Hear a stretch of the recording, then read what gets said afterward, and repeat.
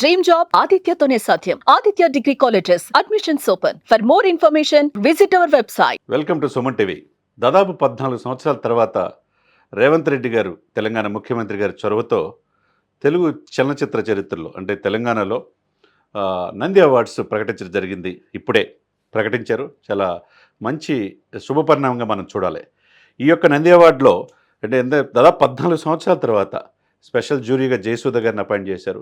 ఎటువంటి ఒత్తిడికి లేకుండా ఇది ప్రకటించడం జరిగింది. దీంట్లో చూస్తే కనుక ప్రాంతీయ సినిమాలు, చిన్న సినిమాలు కూడా అత్యంత ప్రాధాన్యత లభించినట్టుగా కనపడుతుంది.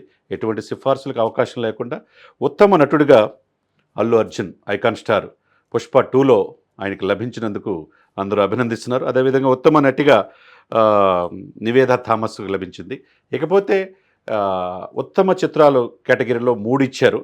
ఫస్ట్ ఉత్తమ చిత్రంగా కల్కి, తర్వాత అదేవిధంగా ఉత్తమ ద్వితీయ చిత్రం వచ్చేసరికి పొటేల్, తర్వాత లక్కీ భాస్కర్. అంటే 3 సినిమాలకి ఉత్తమ మొదటి సినిమా ఫస్ట్ ఉత్తమ చిత్రం, ద్వితీయ, తృతీయ 3 అవార్డులు ఇవ్వడం జరిగింది. అదేవిధంగా కల్కి సినిమా దర్శకుడికి నాగా అశ్విన్కి ఉత్తమ దర్శకుడిగా అవార్డు ప్రకటించారు.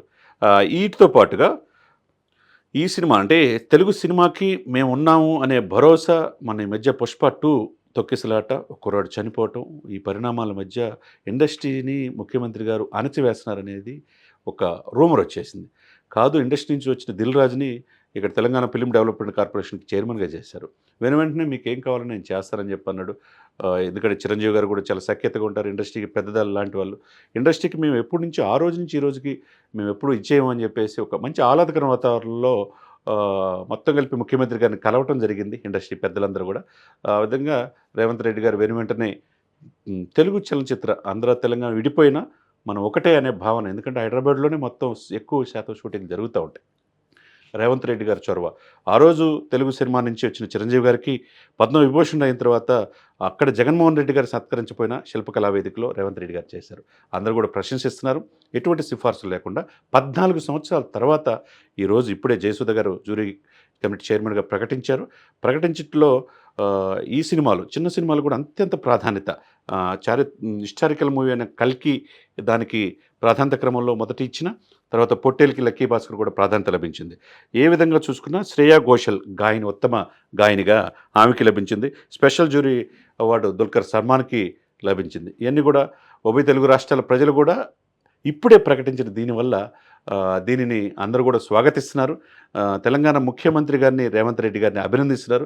అదేవిధంగా జయసుధ సహజ నటి, ఆమె ఆధ్వర్యంలో ఈ కమిటీ వేయటం, ఈ జ్యూరీ వెంటనే 2-3 మీటింగ్లు ఏర్పాటు చేసుకోవటం, సినిమాలన్నీ చూడటం, ఏది సినిమాలను విశేషంగా ఆకట్టుకుంది, ఏది ప్రజారంజకంగా ఉంది, ప్రేక్షకులను అలరించింది అని అన్ని యాంగిల్లో చూసుకున్న తర్వాత ఇప్పుడు ఈ 14వ నంది అవార్డులు ప్రకటించడం జరిగింది.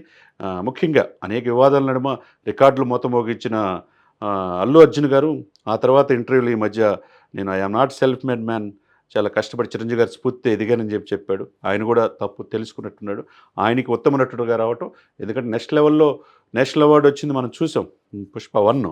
ఇప్పుడు తర్వాత పుష్ప 2కి నంది అవార్డు రావటం అల్లు అర్జున్ గారిని కూడా ప్రత్యేకంగా అభినందించాల్సిన అంశం.